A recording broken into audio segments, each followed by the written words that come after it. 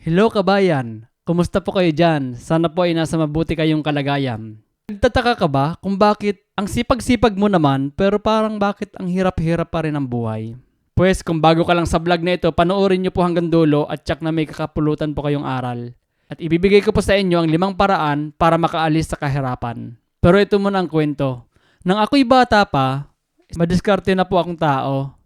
Dahil ako nga po ay ang pangatlo sa aming magkakapatid, pero panganay sa lalaki, ako na po ang naasahan ng aking mga magulang sa mga bagay-bagay. At isa na nga po dyan, nung ako'y bata pa, nagpipedicab po ako yung padyak. Yan po ang isa sa mga diskarte ko nung ako'y bata pa. Kumbaga, hindi na ako maasa sa aking pambaon. Grade 4 pa lang ako noon. Grade 5, nagpipedicab na ako. Nung una, ayos naman. Pero ito ngayon ang naging problema nung medyo tumagal-tagal na ako. Natuto akong sumugal. Yung Caracross, alam niyo ba yung Caracross? Yung pull out ang tawag sa Bicol eh. Dahil uso yung uso yan sa mga nagpipedicab. So, yun na nga. Kahit bata ako noon, natuto na ako nung araw. Ang nangyari sa akin nung araw, minsan pag sorte ka sa sugal, kalalabas mo pa lang sa umaga, panalo ka na. Pero madalas talo eh. May mga araw na talagang pag di ka sinerte, talo ka talaga eh. Pero habang tumatagal, napansin ko na parang masyado na akong nalululong sa sugal kasi may mga araw na kahit maghapon akong nagpasada, minsan wala akong kinita eh. May isang araw nga, naaalala ko pa na maghapon akong nagpasada, ang kinita ko lang 10 piso eh. Kasi nung mga panahon na nagpapasada ako nung bata pa ako, ang madalas, pag medyo maganda-ganda yung pasada, kikitain mo sa maghapon, mga 100, ganon. Pero naranasan ko 10 lang, so parang narealize ko, parang talo Kasi ang nangyari kasi nun, natalo talaga sa sugal eh. Yung buong maghapong kinita ko sa pagpapasada, natalo lang dun sa sugal. Kaya nangyari sa akin noon, nung araw na yon na maghapon ako nagpasada, tapos 10 lang kinita ko, parang yun yung naging realization ko, kaya tinigilan ko ng magsugal. Kaya nung araw na yon, nung pinagdesisyonan ko na tigilan ko na yung sugal, naging maayos na yung aking pagpapasada at yung aking kinikita maghapon talagang buong buo na. Kaya ito naman ngayon ang isi-share ko sa inyo, ang 5 paraan para makaalis sa kahirapan. At ang isang paraan para makaalis sa kahirapan, iwasan ang bisyo, alak, babae, sugal, at sigarilyo. Opo, totoo po yan. Minsan, kaya patuloy po tayong nagiging mahirap sa buhay dahil yung ating mga bisyo ay hindi po natin nabibitawan. Kaya patuloy po tayong nalululong doon at hindi natin namamalayan na yun pala yung isa sa mga nagpahirap sa ating buhay kung bakit hanggang ngayon ay parang hirap na hirap pa rin tayo sa ating buhay. Halimbawa, yung sigarilyo. Alam ko mahirap kasi dati rin akong sumubok ng sigarilyo eh. Pero na-realize ko hindi para sa akin eh. Yung minsan, kasama na rin talaga yan sa ating budget eh, yung ating sigarilyo eh. Pero hindi natin namamalayan, isa pala yun sa mga kumakain ng ating pera para patuloy tayong maging mahirap sa buhay. Kaya yun po yun. Alam kong hindi madali pero kung maiwasan nyo yung bisyo na mga yun na nabanggit ko, magiging maayos ang ating buhay. At ang isang paraan para makaalis sa kahirapan ay ang budgetin ang pera nang ayon lamang sa kinikita. Opo. Kumbaga tayo, kung ang kinikita natin ay ito lang, hanggat maaari, doon lang yung ating range ng ating mga pinagkagastusan, lahat ng ating mga bayarin. At pagka tayo lumampas doon at nakasanayan natin na laging lumalampas doon ang ating pagbabudget ng ating pera, tsak na sigurado na kaya yun ang isang nagiging dahilan kung bakit patuloy tayong nagiging mahirap sa buhay. Yun po yun, kaya maging aware po tayo sa pagbabudget ng ating pera na ating kinikita.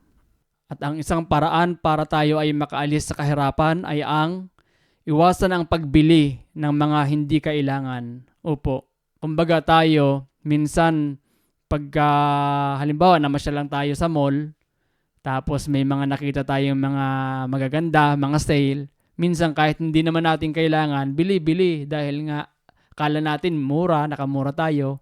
Pero pagdating natin sa bahay, hindi naman pala talaga natin kailangan yung bagay na yon. Kaya itatambak lang natin sa isang tabi. Yun po yung mga parang hindi tayo nagiging aware sa bagay na yon na akala natin nakamura tayo. Yung pala, hindi naman talaga natin lubos na kailangan sa ating buhay. So maging aware po tayo sa mga bagay na yon. Kumbaga, pag pumunta tayo sa mall, maglista na tayo ng mga bibilhin lang talaga natin.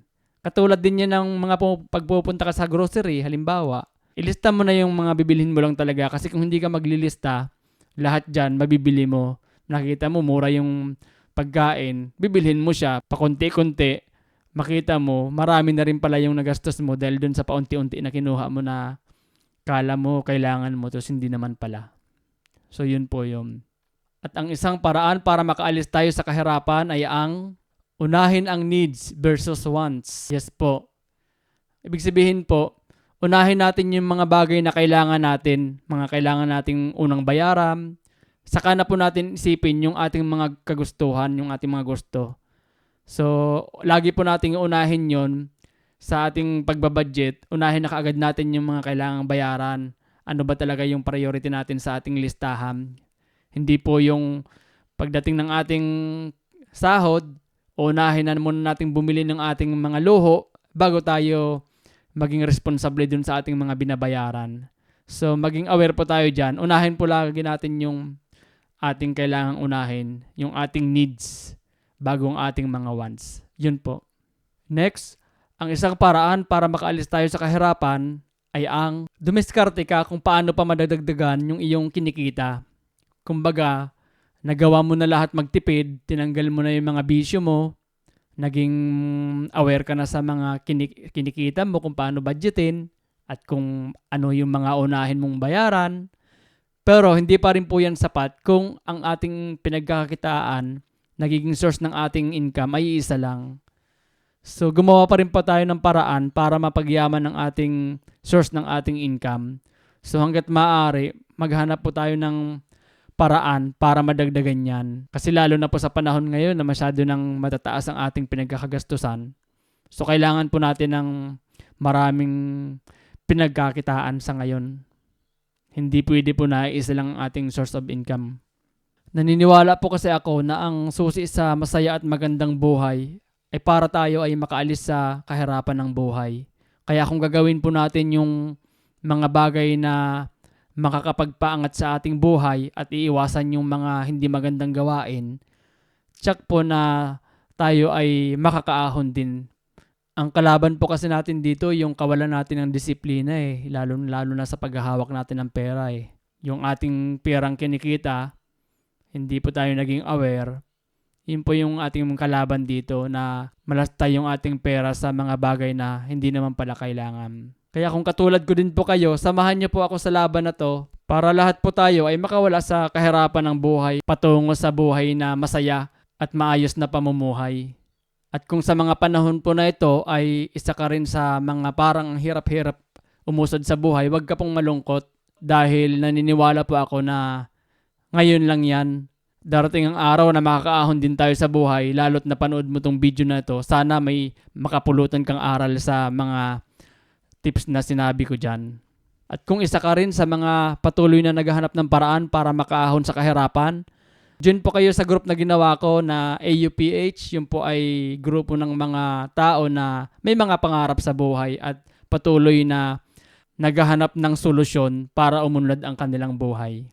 So kung natuwa ka po sa ating tips sa ngayon, paki-comment naman po ang iyong reaction dyan. Comment naman po kayo dyan down below para mag-share din ng inyong ideas at nang tayo makapagtulong-tulungan patungo sa maayos na pamumuhay. Huwag nyo na rin pong kalimutang mag-like at i-share nyo na rin po tong video na to para marami pang makakita na gahanap din ng solusyon sa kanilang buhay. Yun lang po, at ako po ay nag-iiwan ng isang kataga na kahit gaano pa kahirap ang sitwasyon mo ngayon, tandaan mo po na laging may solusyon at magiging kwento mo na lang ito pagdating ng panahon. Yun lang po, maraming salamat. Hanggang sa muli.